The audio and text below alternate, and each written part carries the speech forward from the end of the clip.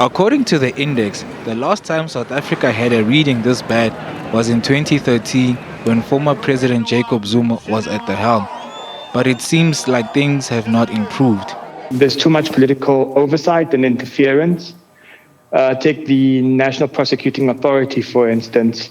It's short resources, but also there tends to be a lot of meddling by politicians. So those factors lead to distrust in institutions, particularly those in law enforcement. Corruption Watch says in order for South Africa to move up the ranks in the index, law enforcement agencies must do more to combat corruption. I think what needs to happen is that South Africa needs to start prosecuting corruption cases, and not just the little fish, but the big fish as well. Politically connected people in part of political networks definitely need to be held accountable. And that is what we're not seeing at the moment. If anything, cases are being thrown out of court due to a lack of evidence, and also just the perception that specific people are being targeted. So we need to have a clear, independent way of prosecuting these cases so that people can have trust again in these institutions. Some are calling for the establishment of an anti-corruption body to strengthen and enforce criminal laws against corrupt leaders that often hide their wealth offshore.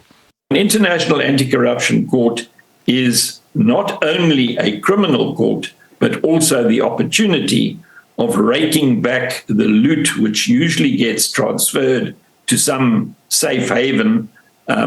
Could be a Swiss bank account or Hong Kong or Dubai. A lot of properties in London are bought by Russian oligarchs, and that is a primary example of the wealth of one nation being transferred to another in order to hide the proceeds of crime from the criminal justice authorities.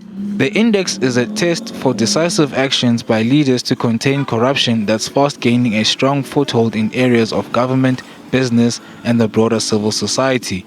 Failure to deal with corruption could harm the country's credibility globally, further deepening social ills and low morality. Mpumelelo Maphalala, SABC News, Johannesburg.